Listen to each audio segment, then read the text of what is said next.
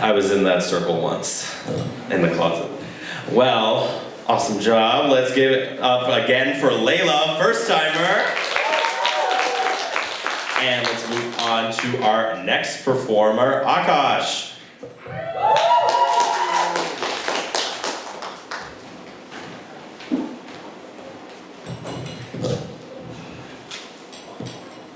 I'm gonna be honest, guys, I thought this was a Christian RSO meeting.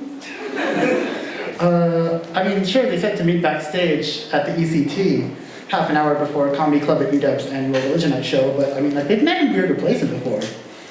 I mean, I've seen them meet in, like, restaurants, seen them meet in, like, public parks, back of a dark alleyway. On second thought, that may have been a mugging, but, I don't really know. Like, there isn't much of a difference between mugging and passively aggressively trying to forcibly indoctrinate someone into your cult. I mean religion. I said religion. No one can prove I didn't. But yeah, as you can guess, I enjoy going to random Christian RSO meetings, and they love having me. You know, how could you not? I am not atheist or agnostic, and I'm very, very gullible. These meetings, you know, since I've been to so many of them, I can tell you what they're about. They're usually free food and talk about God. These guys are smart. They know that, you know, I'm not going to listen to a talk about God and think, man, I'm a believer now. What can I say? You've convinced me. Which leads me to believe that they think their food is so good it's going to convert me. And, like, all power to them. But the scary thing is it works, guys. It actually works. All right? Like, sure, I mean, I ate some wilted lettuce and dried chicken, and I didn't feel like singing the Lord's praises or anything. But I met this guy there, he said, oh yeah, I used to be Buddhist. And then I went to the Thanksgiving event, I ate the turkey, and I saw the light of God. Anyway, they told me I'm supposed to be funny or something, so like, yeah, I'm gonna tell you a story. This is a story about a poster on this very campus. I just realized I've had my mask on this entire fucking time. Good job. But yeah, this poster in particular got my attention pretty quick. I wouldn't call myself some sort of attention seeker, but my attention really likes to seek out things, you know, if you know what I'm saying. But I looked at it, you know, the heading in that piss yellow coloring that makes you think that was a design choice that was made by a person. And, you know, the heading made me feel a lot of emotions. It said, come and see, we have found it, right? And that pulled me in because, I mean, I've only been in Seattle for like, what, a month at this point? I didn't know any better. You know, it's like, oh, so like, no one likes missing posters, but this is like the opposite of a missing poster. So by definition, I'm obligated to like it. You know? And I kept scrolling down, I'm like, I feel relief. You know, it's like, oh, thank God they found this guy. I'm so proud of them. I'm glad he's okay. But then I kept reading and I just felt disappointment. Because it just said, yeah, we found Jesus Christ. Come for a Bible study, by the way, guys. And, like, obviously, I'm outraged. I'm just in hysterics. But I'm more concerned about the fact that I don't want to be meeting Jesus Christ at a Bible study. That's like the last place I want to see him. I would compare it to something like, I don't know, watching porn, right? Maybe I'm in the library and watching some porn, as you do, in the library. And this hot dude walks up to you. He points at what is very clearly just himself, and he says, I hear that dude's pretty hot. I hear he's done a lot of miraculous things, you know what I'm saying? And, I mean, they told me to make room for Jesus and all that, but Jesus needs to make some room for me, you know? Step the fuck back. I'm sick of that guy. And that's not even the worst part. The worst part is, this We Found It poster is next to a missing poster. That's like rubbing salt in the wound, and if I understand how Jesus works correctly, like the bread is his flesh and the wine is his blood, then the salt is probably like his dandruff or something. It's gross. Yeah. Sorry, hair in my face.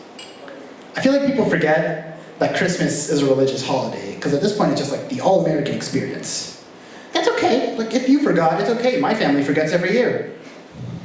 Like, we have the tree, we have the lights. My mom loves the lights. She goes crazy with the lights. Lights are everywhere. They're inside, outside, east side.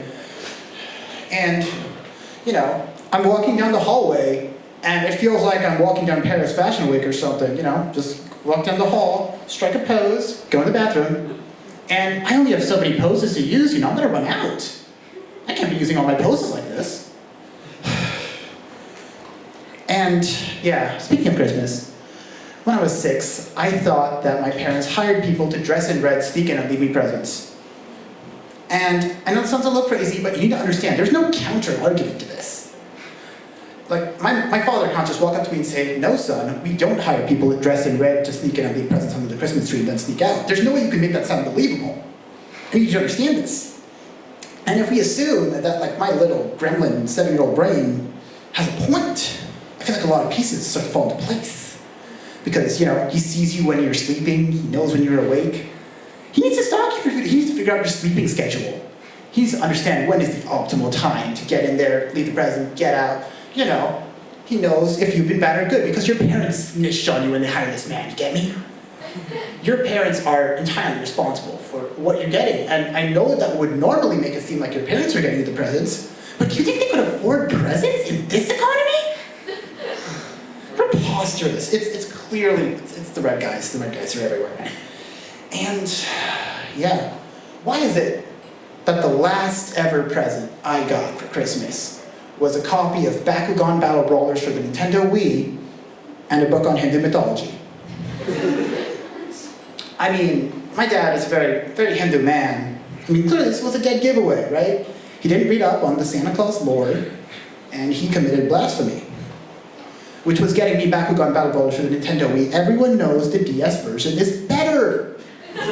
This is the hill I will die on, and clearly this is the hill the red people died on. They died that day, all of them. It was tragic. It was a massacre. So, as you've undoubtedly guessed by now, I'm actually a Scientologist.